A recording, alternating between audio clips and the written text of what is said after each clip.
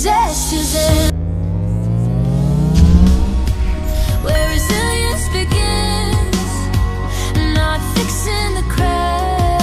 Hello everyone, and welcome to Zest is Zen with me, Shel Marie, the podcast that'll take you on a journey from the hustle to the harmony, fueling your passion whilst finding your peace. Today, I am super excited to welcome my guest, Salomon. He is a former hedge fund manager turned money doctor who now helps people rewrite their money stories and unlock true financial freedom. What more could we want? Blending Wall Street expertise with mindset and manifestation, he invites us into a new relationship with money, one rooted not in fear, but flow. But what if the real block to abundance isn't external, but something much deeper within? Of course, there's much more to his story, which we will be unpacking today, and you can check in the description. And if you feel called, I invite you to share a little love by helping amplify my guest's voice by subscribing for future episodes.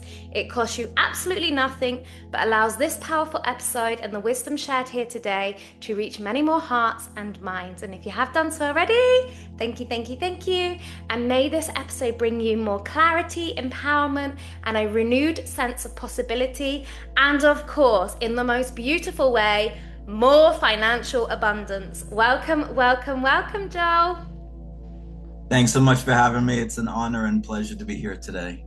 You are so welcome. And something that I'm really intrigued about is I always tend to say, how did what you did previously lead into where you're at today? But I'm sure that will come up. What I'm really intrigued to ask you particularly today is money stories. Now, I know there must be many money stories. However, I also feel like there's probably some that are coming up quite a lot.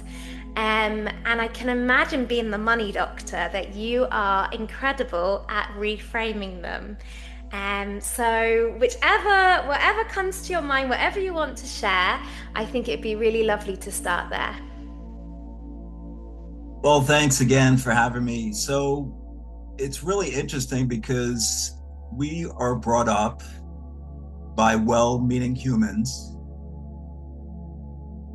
teaching us things about money that don't serve us. Yeah.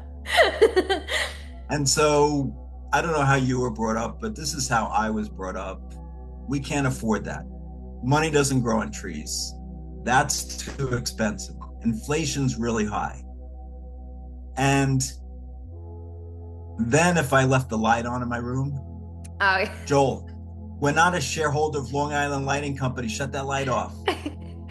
Right? I think mine was, this isn't Blackpool Illuminations. Turn the lights off. Yeah.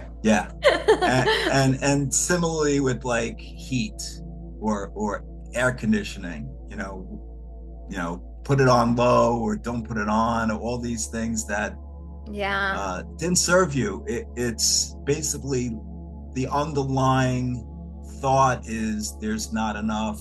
Lack, poverty consciousness, and scarcity thinking. Yeah. And even when they sound funny, like I remember with the doors being open, we're not born in a barn, which like, but yeah, right. You just be like, we're not born in a barn, and it's like, where? Well, anyway, sorry, please continue. And I will tell you, every joke or like you're joking around something, there's some underlying limiting belief that's coming out from that statement, and it's not serving you. Yeah. And absolutely. So what can you do to shift those thoughts to the fact that, which is the truth, is that there's more abundance around you than ever before on this earth. Yeah. Right? There's more access to resources than we've ever had in the history of humanity. I mean, right here, you have access to 8.5 billion people. Yes. You've never had before. You can make money in your sleep in incredible ways that you could have never done before, even just 5 or 10 years ago. And yet, your mind has convinced you that money is scarce. Your mind has convinced you that you have to work really, really hard to be rich and successful. And that's how I was taught growing up too. Like, my great-grandparents taught my grandparents, taught my parents, who taught me, if you don't work hard, you're not going to be rich. If you don't work hard, you're not going to be successful. Yeah. And I will tell you, as you kind of alluded to in the beginning, if you're not in flow, now look, it worked for me for 30 years, moving matter to make matter with this kind of energy but this white knuckling it, I call it, like literally you see my knuckles, they're white knuckling it. That's creating resistance. And equally, I'd love your take on this. Something that I found as a really powerful realization was we will all achieve it, whatever it is, but we are the one that creates how we achieve it. So if you believe, you've got to fight. And it makes me think of, and again, we spoke about this briefly before we pushed record, of you being in Wall Street and the films and how people are represented there. And it sounds like, climbing over people and grabbing and, sounds going off and, all this theatrical drama and chaos. And of course, like, please correct me, because I know I trust not to always believe films are films, but equally I know there's some sense of truth in them. Yeah. But the reason why I mentioned that is because, the hustle and that even how we call ourselves, you could call yourself like the money hustler. And even that is a certain energetic frequency and words. So the moment I learned about flow, I was like, wow, yes. You will still get to, because it's never a destination, you will still get there, but the how is so different. But I did have to do a lot of work and reframing in order to connect into that flow, because I'd been doing it so, if you like, hustling for so long and having 3 jobs and this and this and this and almost giving myself like a badge of honor of like, but I can do it. Yeah, but you don't have to do it. Right. That's the difference. Well, and look, think about this. The billionaires, the Warren Buffetts, the Steve Jobs, Bill Gates, Jeff Bezos, they have the same number of hours and days a week that you do. Yes. And how are they generating 10,000, 100,000 times the amount of abundance that you are? It is by being in flow, because they are not working 22 hours a day. And I don't know any people who are working 3 jobs who are billionaires. Exactly. Now, the secret is to create leverage in your business model and to create leverage so that your money is working for you and you're not working for your money. And I will tell you, just going back to my comment that, a limiting belief that you have to work really, really hard to be rich and successful. My story is in January of 2008, I got my dream job, my first dream job, which was a money manager, a hedge fund manager, as you mentioned. So I started working at this large bank, and they gave me $300 million to manage. And I was living the dream. Yeah. And I was taught, and this was, 18 years ago, that you have to work hard to be rich and successful. And so that was my first job where I got paid for my performance. So if I generated a 10% return, I got 10% of those monies. And if you do the math, that's $3 million. So and if just I figured, okay, I'm gonna work. Sorry, Joel. I just really wanted to, just before you continue, and the thing is, you were receiving evidence of that. That's the thing as well. So it's like, Right. oh, well, they said this and I'm doing that, and it's true, it's coming. And that's another thing that we Right. have to be But you're careful of. creating it. Yeah, Yeah, sorry, exactly. sorry, You're please creating it. continue. So yeah, and look, that, you create your life. And so people will say to me, look at this is the evidence. I'm working hard and I'm rich. Yes, because you believe that, you're creating that. Thoughts become Yes. things, and a belief is just a thought you keep on thinking over and over again. Mm, And you have to check yourself and say, is this a limiting belief or an empowering belief? yeah. So January 2008, I start working at my dream job. I was taught and I was doing work hard, become rich and successful. And you're very young, but 2008 was not the best year in the stock market. And here in the US and globally, the market here in the US was down 40%. And financial stocks, the only ones I was invested in, were down 57%. Oof. And I was doing incredibly well and barely up, So for the full year, by the end of 2008, I was probably at 4%. Barely got a bonus. And I was working 70, 75 hours a week. I was not present with my daughters, who were 2 and 4 at the time. And I realized if I continue on this path, I may not be around to see them become teenagers. I was literally working myself to the bone. And it was just 1 year. And wow. I consciously, in December 2008, when I had reduced the portfolio down, I was like, okay, what's got to change? And so I consciously said, I'm going to work smarter. I'm going to work less hours, have more fun. And by the way, this became the 9 Money Rules Millionaires Use, my second book. Amazing. What can I do to be happier? What can I do to have more fun? How can I act as if I've had a great year already? And so, how can I change my thoughts and beliefs to create the life that I truly want, which is, and have more fun doing it and be happier doing it? So I put all these practices in place. And in 2009, I made 10 times the amount of money I made in 2007 and 6 times what I made in 2008. And then continued for the next few years to make similar types of sums of money, because I was practicing the practices of gratitude. Rule number 5 in the book. Can happiness buy you money? Not can money buy you happiness. Can happiness buy you money? What does visualization have to do with financial freedom? Rule number 3. Trusting my intuition. I just went in and because I was getting all these hits. It's fully disclosed now, but in 2008 and in future years, I started seeing stock symbols in license plates. Wow.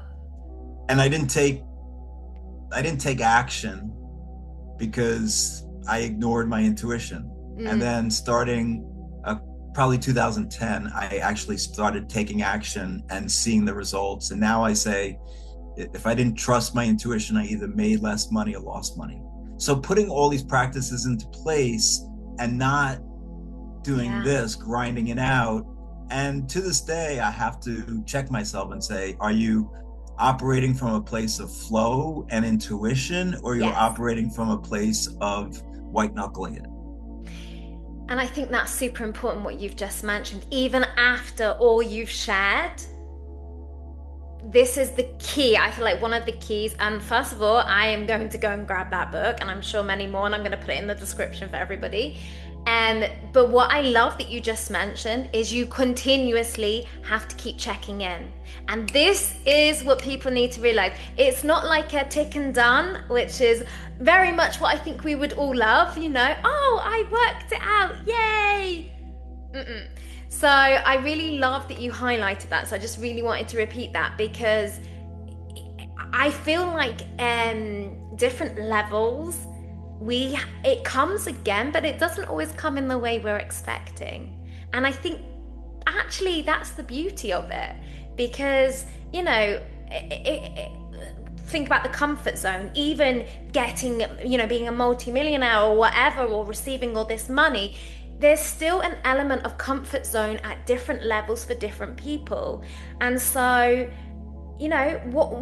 who wants to be in the comfort zone? So that's why I think it's super important to still have these check-ins and things come in, and still be aware of how we are creating and what we are, doing, embodying, being. Because I also think I would love your take on this. As much as we can say, okay, money, business, I believe everything should be feeding into everything. It shouldn't be one or the other. Like what you so beautifully said, you wasn't even present with your daughters at that time. Whereas the moment I heard, and please correct me, but the moment you kind of stopped and you looked at your whole life, not as your family separate to your job, or whatever it is you're creating, your business, whatever anyone relates to right now. Sorry, I'm just speaking like more for people listening. Yeah. The moment it was like, no, I don't want this and I don't want that. I want like harmony. I want flow. I want it all to emerge into one beautiful unfolding. Actually, you received even more abundance. Right. Absolutely. Yeah, and I completely agree. It's all connected. Like, you can't really separate work life. They talk work-life balance. Like, as an entrepreneur, at least, like it's all the same, right? Like, yes. I have a speaker coach, and she is teaching us how to just, everything's a story, and how to put that story of your life into your speaking. Absolutely. Because it's all connected, and there's a lesson in everything you're doing at all times if you can step back and check. And so, like, I'm playing tennis. I play tennis a few times a week. From April to October, we play outside, and here in New York. And the guy I play with is better than me, and he doesn't visualize, and he gets down on himself when he makes a bad shot. And so there's so many life lessons in my tennis matches, because he is like much better than me. And yet we generally throughout the season are very even, and maybe I win a little bit more even, because before I serve, I visualize. Before I actually go to play, I visualize and think about how I want the game to go. And I'm acting as if, and I'm seeing myself, getting shots. And then I'm happy. I'm just segment intending before I go, and thinking how happy I am at the end of the match. Doesn't have to win or lose, just feel like I got great exercise and I'm having a great time. And so I teach segment intending, and so that's going on. And then even after a bad shot, he's cursing himself out, and I'm doing the opposite if I have a bad shot. It's like yin and yang. Sorry. Right. And it's force and flow. So many life. Yeah. Like, he's this, right? And I'm working on being in flow. Look, I'm not perfect, and there are times that I like, right. And so, but it's just, I see the contrast. Yeah. And this but even in you sharing that story, I energetically can feel the contrast. Like, right. Just in you sharing that, like, I'm a very visual person as well, and I can straight away, just from you brief sharing, feel the whole dynamic. and it's with everything, right? So vibration and frequency and energy, you probably talk about this in the last shows, right? But if you're vibrating down here in worry and fear, right? I don't know if you know the emotional guidance scale, but if you're vibrating down here in worry, fear, anger, you're far away from the highest vibrations, which are appreciation, gratitude, joy, happiness, passion. right? And by the way, those vibrations are the same vibrations as abundance and prosperity. Beautiful. And I really love that you brought that up, Joel, because I remember when I first was aware of that, I actually gave myself a really hard time because I went too much the other way of suppressing, not knowing, it was very unconscious, but being like, I don't want to be in those vibrations, I always want to be in. But equally, we're here to experience the whole spectrum, but again, it's how we respond to it. Okay, we're like what you so beautifully said, I'm not perfect, none of us are perfect, but just I'll be the observer in those moments. Interesting. Instead of giving yourself a hard time. And I think each time, which we so beautifully already talked about, of it comes in a different way each time, is I think, you know, when you do learn something new and maybe it's not been integrated, it's not been embodied straight away, just be curious and allow yourself to explore it. And I know that now, but did I know that before? No, I was taking everything very literally, you know, even say down to listening to one of your incredible talks or reading your book. I would literally be taking it literally, whereas now I'm like, okay, integration, kindness, compassion, be kind to yourself, be a parent to yourself, love yourself. Whereas I think before it was all a bit like what I said previously. I always thought I was getting to a destination and ticking something off. And I now know, no, the bar pole moves and moves and moves and moves, and that's beautiful. I think we should always be striving for something new and different. Yeah, the joy is in the journey. Yeah. It's a cliche, but it's like, it's really true because right, there is no destination. We are, I believe, we're eternal souls. And so I do. Let's enjoy the journey on the way to whatever's next. Absolutely. Gosh, you've shared so much already. What a blessing to have you today on the podcast. I would love your take on this, because I know that you said, I know one thing you particularly mentioned, and I know there's much more in your book, which I know you touched on briefly earlier. But I know that there's a real importance of observing and being really conscious of what we're not only saying, but what we're believing by what others are saying to us or around us or whatever. But equally, I also did this practice. I remember, because there was a time where I was like, no, I don't have problems with money or yeah, and then someone basically said, like, write a love letter as if you would to someone you love, to money. And it was so powerful.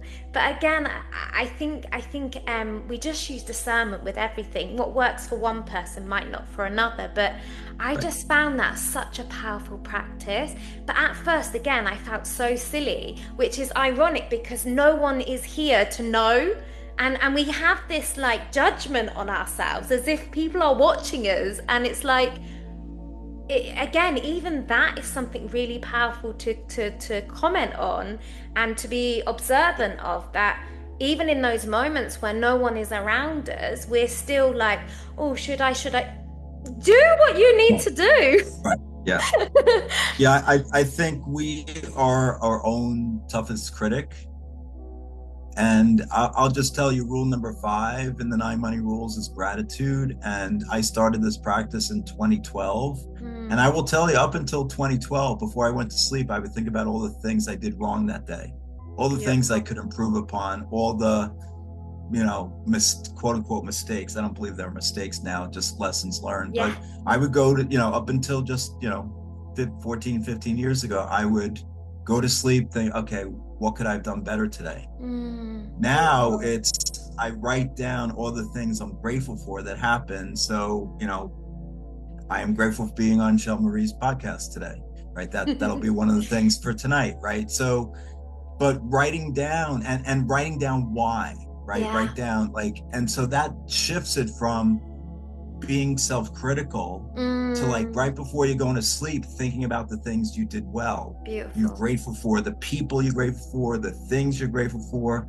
And Martin Seligman out of the University of Pennsylvania did this study in probably 25, 30 years ago, where he had electrodes connect to his students' brain synapses at the beginning of a 30-day period, and he had them write down what they're grateful for, three things they're grateful for and why every day. Wow. And then at the end of the 30 days, he connected the electrodes to the brain synapses, and they had actually expanded. Wow. In the areas of happiness. So when you're grateful, you're actually becoming happier. And by the way, can happiness buy you money is rule number 3 in the 9 money rules. So gratitude is making you happier, which is the highest vibration. And so when you're doing that, you're raising your vibration and attracting more abundance and prosperity into your life. So I just wanted to express that. Beautiful. And then talking about the love letter to money, this is really important concept to understand. You have a relationship with money. Yeah. So think about your friends. And if you were to ignore your friends, not care about them, not be kind to them, not check in on them, not check in. Lots of people, right? no, I don't want to look. So and by the way, in my last book, Infinite Love and Money, we created 7 money personality types. And that money personality type is the unconscious one, right? So, they're just not looking, right? They don't want to look. And there's been the 7 types. The names are provocative to sell books, right? But the point is that if you're not looking, that's not a good relationship with your money.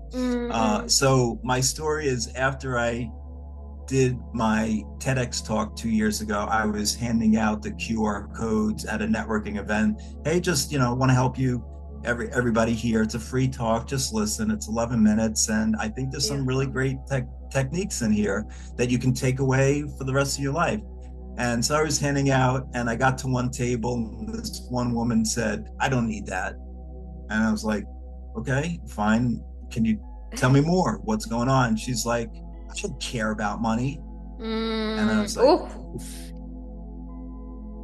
so think about that as your friend. If she doesn't care about money, and if your money, like if you said that to a friend, they're not going to hang around too much with you, right? I don't care about you. Reframe.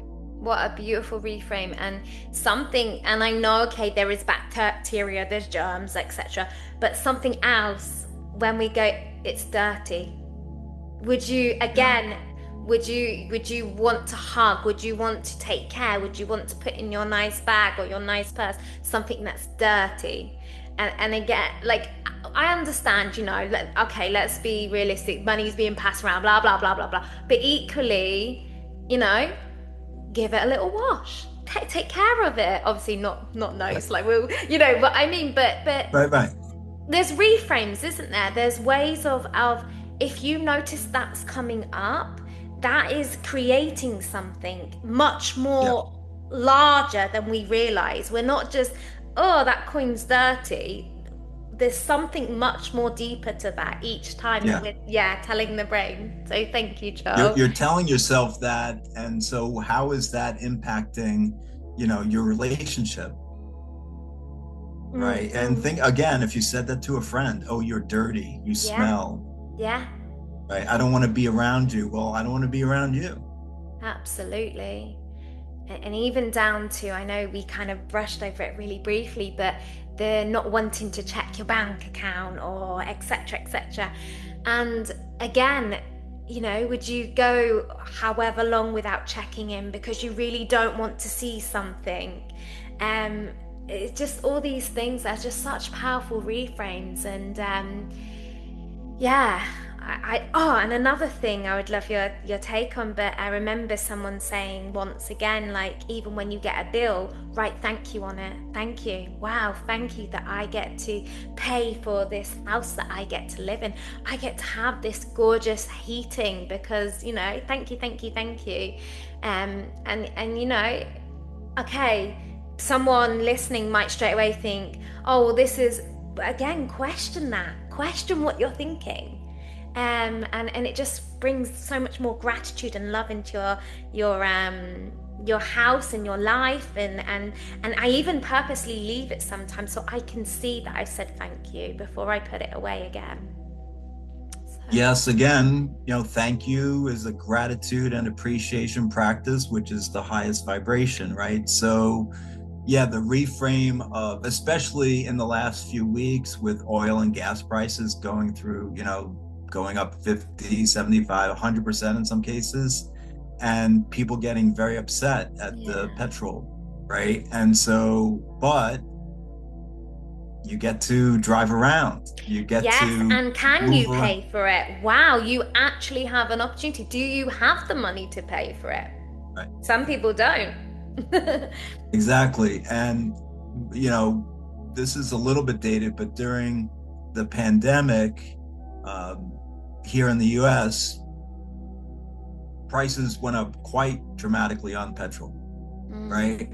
And so I had a client who told me that they used to fill up their car with the petrol, with the gas, and because the prices had gone up so much, they were only putting half in, right? So they were, basically, and I was like, well, and they're going twice as much, right? And double the effort. Right, double. So it's like, double okay, the time, double the effort, double the seeing it again.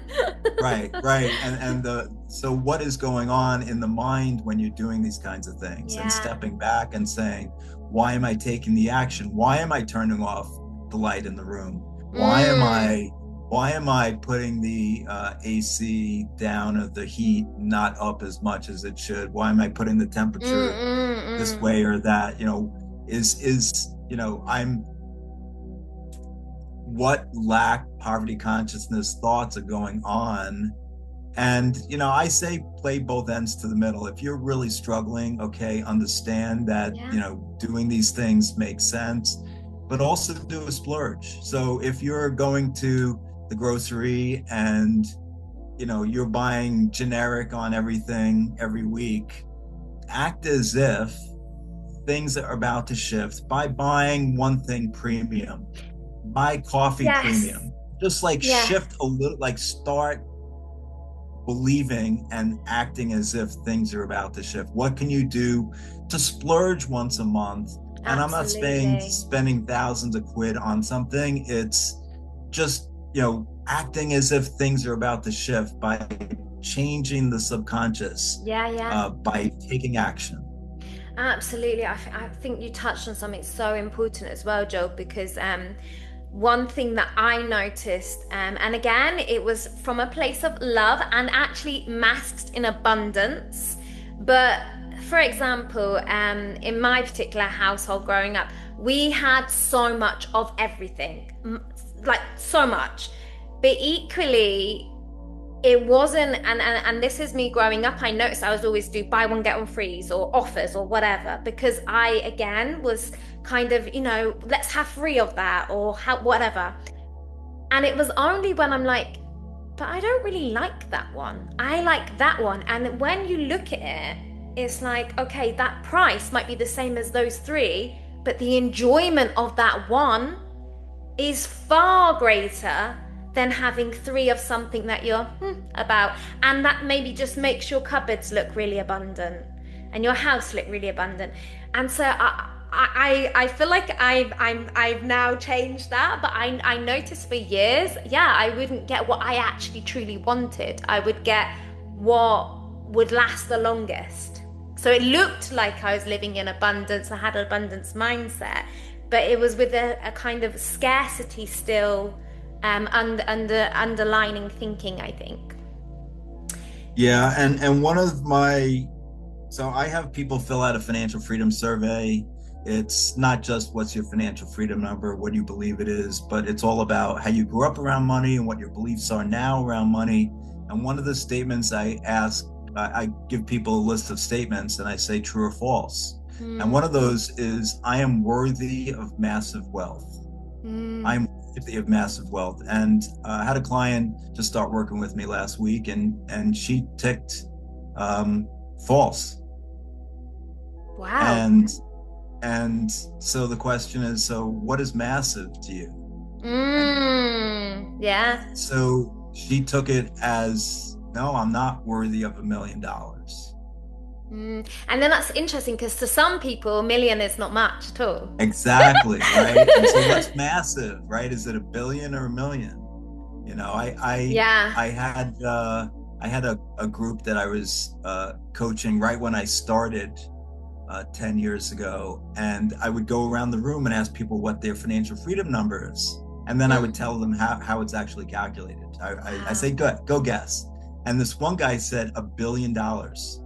And I was like, that's your financial freedom number, $1 billion? You know, that's 1,000 millions. Like, so here's the difference between $1 million and $1 billion. If you pile single dollar bills in this room, that's 1 million. Wow. 1,000 of these rooms is like a mile long road. That's wow.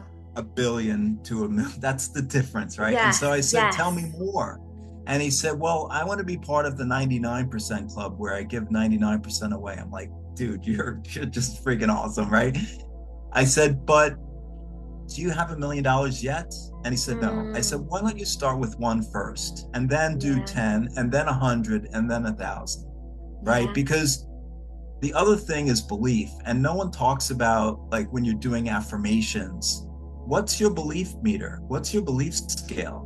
Because I will tell you, if you want that blue convertible Maserati Gran Turismo that goes from 0 to 60 in 3.5 seconds, semi-autonomous 454 horsepower engine, and on a scale of 1 to 10, 10 absolute faith, 1 massive doubt, you're a 1, it's not happening. Yeah. Like, you could say the affirmation and visualize and all that. Yeah. But if you don't believe it, it's not coming. And if you don't feel it, it's feeling first, manifestation second. If you can't feel the gratitude and appreciation and love for that material thing, and you don't believe it in your heart of hearts that it's on its way, start with something you have absolute faith in. Absolutely. And one thing that I'm sure that you share with your clients, but one thing that I just did to start with was just see in the everyday something super small. Just believe in the everyday something really, really small. Like, say, even when I go for a walk and I know that I haven't seen dragonflies in a long time, I'll just say, I would really like to see a dragonfly today. Not pick something you know you're going to see. Push yourself a little bit, but that again is like, it's like that gym muscle, building that resilience, that faith, that belief, that understanding.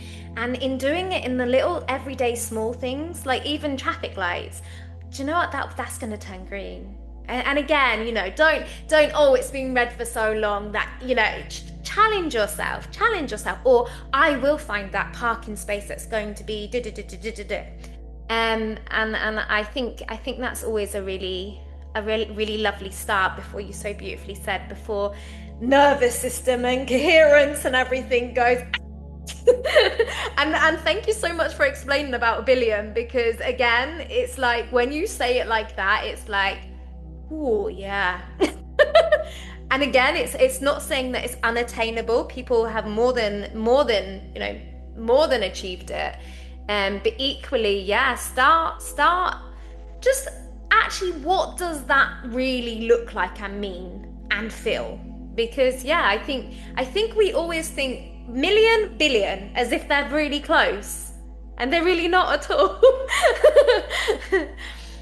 and again, it's really, really important to understand that your belief goes down as the numbers go up.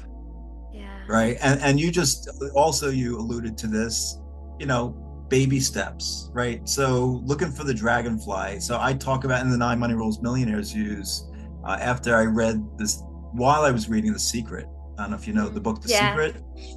So after I read it in 2007, it talked about this guy who thought about this feather, and not any old feather, but a feather with these etchings and carvings in it and beautiful rainbow color. And he thought about it every morning and every night, day after day. And then one day he's walking down the street, he looked down, he sees the exact feather he thought about in his mind. So I said, okay, I'm going to try something. And the first thing that popped into my head was cotton balls. I don't know why, pure white cotton balls. So this was February of 2008. Started every morning, woke up, thought about cotton balls. Every night before I went to sleep, thought about cotton balls.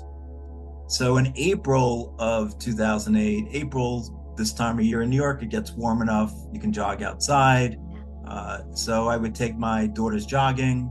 Actually, I was jogging. They were in the double jogging stroller. I was They were 2 and 4.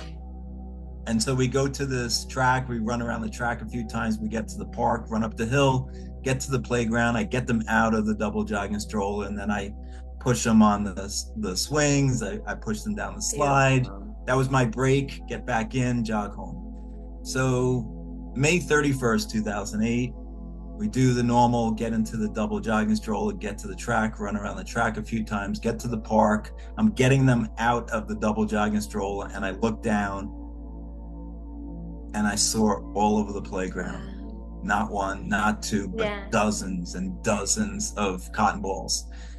And then I went back to The Secret and I downloaded from the secret.tv website a check from the Gratitude Bank of the Universe. And I said, the same energy that creates cotton balls creates abundance and money. Yeah.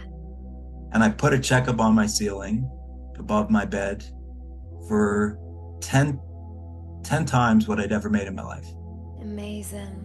And I said, I don't know how, and I don't know why, but I do know the same energy that creates money creates cotton balls. Yeah, yeah. And 18 months later, my boss at the bank I was working at calls me into a conference room. He said, Joel, you had a good year last year. Wow. He slips me a piece of paper. It was within $1,000 of the check up on my ceiling I had for the last 18 months.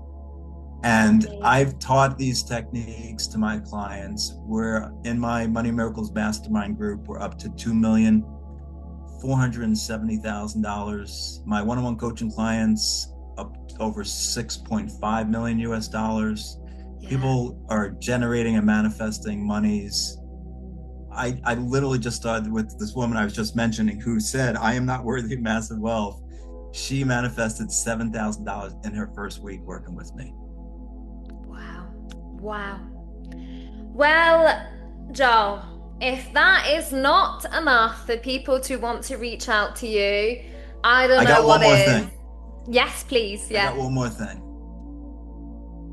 So for the first 7 people, we'll put the link in the show notes. Yeah. I am going to gift an individualized roadmap to an extra $10,000 in the next 30 days. This is normally $997 financial freedom breakthrough call, but first 7, click the link and I'll give it as my gift to you. You are an absolute godsend, and what an honor and privilege to have had you on the Zest podcast. Thank you so much. There's so much more I could still ask you, but I want to be really conscious of your time. And what I just ask at the end is if there's something you believe someone listening right now would really benefit from hearing, what would you tell them? #doubt the doubt. #doubt the doubt. Have faith in your dreams. Don't have faith in your doubt. The doubt's going to come up.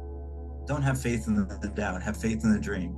Yeah. And, we can dive into that a lot more. But yeah, it's something that I think about every day. I have a big dream. My dream is to help at least 100,000 people become financially free. Amazing. And I believe you are well on your way, Joel. What an absolute honor to have you today. Thank you really so much. Thank you. That's the magic. That's Zest.